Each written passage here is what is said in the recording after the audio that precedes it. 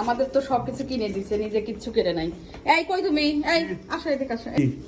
তুমি আমাদের সবাইকে সবকিছু কিনে দিছো, ড্রেস কিনে দিছো, শাড়ি কিনে দিছো, তুমি না।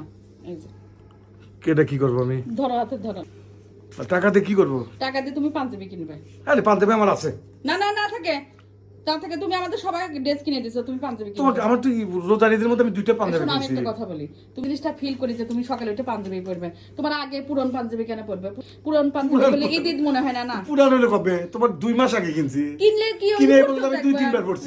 তো 2-3 বার পরা শেষ। আর এই দিয়ে নতুন ড্রেস পরার একটা আনন্দ অন্যরকম। তুমি সকালে উঠে নতুন ড্রেস পরা আমার কাছে খুবই ভালো লাগে। যাও তো কথা বলে না, ওটা আমার টাকা আমি দিচ্ছি। আমি তো বলি কোরবানির ঈদটা হলো আল্লাহর রাস্তায়, আল্লাহ যদি সমর্থন দেয় গরু কিনে কোরবানি দিতে। আচ্ছা, গরু তো কিনছো তুমি। কোরবানির ঈদে কোনো নতুন ড্রেস তে আমাদের কিনে দিলা কেন? তোমাদের কথা আলাদা, ছেলেরা আর মেয়েদের না, কথা ছেলেদেরও আলাদা। পড়তে হয়। বাপের বাড়ি থেকে আমার কাছে আসতো, হ্যাঁ। তোমার দায়িত্ব আমার। আর আমি ছেলে মানুষ, এটা আমারও দায়িত্ব যে তুমি নতুন ড্রেস পরবে, নতুন পাঞ্জাবি পরবে, আমি খুশি হব। আমি দিছি আমার টাকা, তুমি যাও পাঞ্জাবি কিনে নিয়ে আসো। তুমি কি জানো যে তুমি সকালে ঘুম থেকে ওঠার পরে যে পাঞ্জাবি পরো, আমি ওই জিনিসটা ফিল করি যে তুমি খুশি হও, তোমার কাছে আনন্দ পাও, আমি খুব আনন্দিত হই। আমার সেই কথা মনে হলে আমি খুব খুশি হই। তা আমি দেখতেছি যে ঈদ টাইম চলে আসলো, আর কয়দিন আছে? 3 দিন আছে। হ্যাঁ, এর মধ্যে তোমার কারণে আমি পাঞ্জাবি কেনা দেখতেছি না। এই জন্য আমি নিজের টাকা দিলাম যে তুমি পাঞ্জাবি কিনে নিয়ে আসো। তুমি আমাদের বেলায় সব কিনে দিচ্ছ আর নিজের বেলায় বলতেছো যে না, ছেলে মানুষ কিনতে হয় না।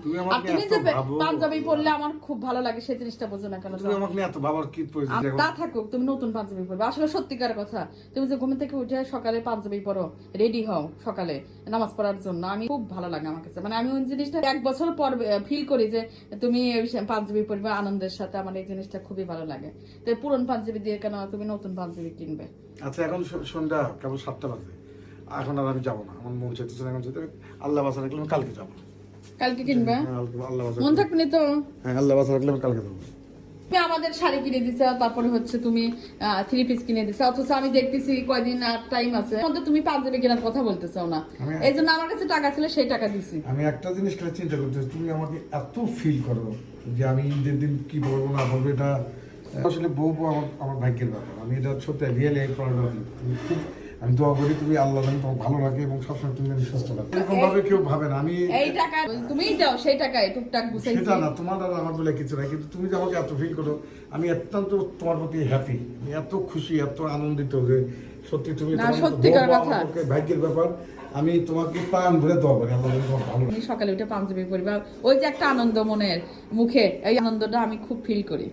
আমি ভাবতেছি যে এই দিয়ে তো তুমি কিচ্ছু কিনতেছো না, পাঞ্জাবি তো কেনাই লাগবে। এই জন্য আমি তোমার টাকা দিলাম, তুমি পাঞ্জাবি কিনে নিয়ে আসো। আর তুমি আমাদের শখ পূরণ করা, তোমার একটু শখ তো আমরাও পূরণ করা আমারও ইচ্ছা করে। এই জন্য আমি টাকা জমা করছি তোমার পাঞ্জাবি কিনে দেওয়ার জন্য। যাও, থ্যাংক ইউ। তাহলে কালকে কিনে